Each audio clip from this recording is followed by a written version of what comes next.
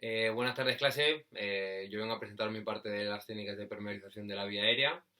En mi caso me ha tocado el Cough Assist o asistente de la tos. Aquí tengo lo que sería una CPAP, que sería generalmente para pacientes con apneas del sueño, con una oxigenación nocturna. Pero bueno, es para que hagáis un poco la idea. El Cough Assist sería un aparato bastante similar a este, un poquito más grande y con una pantalla más grande, pero sería bastante similar. También tendría una boquilla de salida, o un tubo de salida, perdón, y iría también adaptado a una mascarilla facial o podría ser una boquilla adaptable a traqueotomía. ¿Por qué? Porque el COFASI generalmente se utiliza, esta técnica de progresión de la vía aérea se suele utilizar en pacientes con déficits neuromusculares, es decir, pues todo tipo de afectaciones a nivel motor derivados de una afección neuronal. Eh, entonces, por norma general,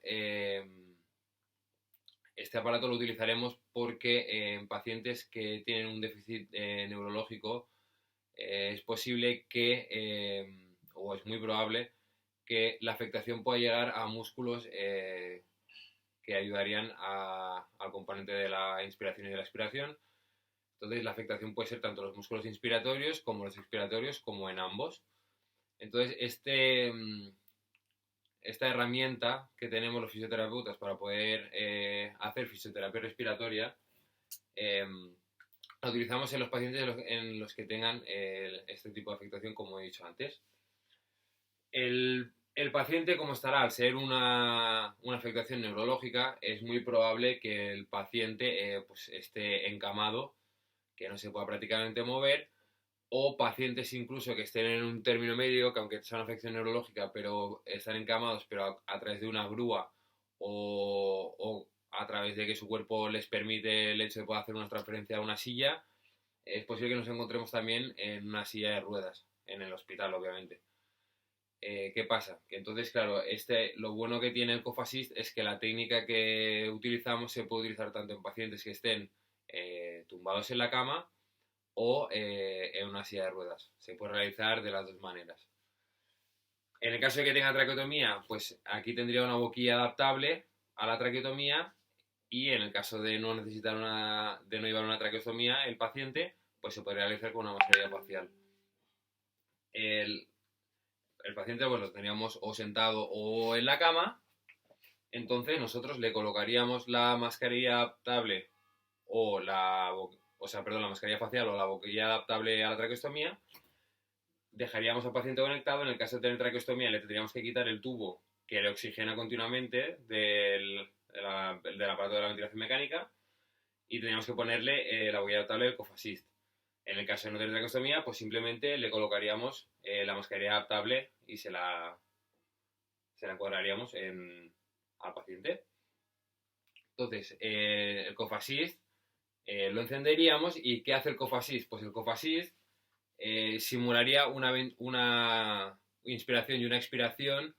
Es decir, en el momento de inspiración aplicaría una presión positiva a los pulmones del paciente, en la fase expiratoria aplicaría una presión negativa. Por lo tanto, tanto insufla como expira.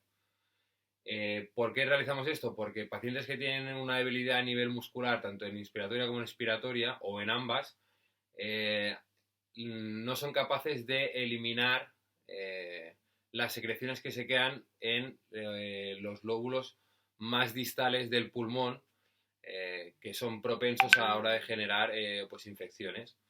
Por lo tanto, gracias a las técnicas que podemos realizar los fisioterapeutas con el Cough Assist, entre otras, podemos ayudar al paciente a movilizar esas secreciones y eliminarlas para evitar complicaciones en un futuro. Por lo tanto, le colocaríamos la mascarilla al paciente, encenderíamos el Cough Assist. Hemos dicho que tiene dos fases, una inspiratoria y otra expiratoria. En la fase inspiratoria dejaríamos que el paciente hinchara los pulmones al máximo, que nos ayudaría la máquina a ello. Y en la fase expiratoria, el fisioterapeuta tiene que poner una mano en el tórax y otra mano en el abdomen. En la fase expiratoria es donde trabajaremos nosotros con el paciente. Cuando el Cough Assist entra en fase expiratoria, nosotros con las manos, tanto en el tórax como en el abdomen, haremos una compresión para ayudar al paciente a que aunque la presión negativa del cofasit nos ayudará a movilizar la secreción, con nuestra maniobra de las manos ayudaremos a que el paciente pueda generarse más presión en el pulmón y las secreciones más distales se puedan movilizar. Por lo tanto, en la fase expiratoria del cofasit, nosotros, no solo nosotros, sino que incentivaremos al paciente para que él intentase toser en el momento en el que nosotros también comprimimos y a la vez que el cofasit expira. ¿Por qué hacemos eso? Pues porque es una forma de reeducar el reflejo de la tos al paciente, ya que en pacientes neurológicos, dependiendo a qué nivel tenga la afectación, es muy probable que el reflejo de la tos posiblemente a lo mejor también lo tenga alterado, o en pacientes donde la lesión es a nivel, por ejemplo, de C4, que es de donde sale el nervio frénico que irriga el diafragma, por lo tanto tendría la movilidad del diafragma pues dañada o que sería patológica, es decir, que no realizaría la función correctamente.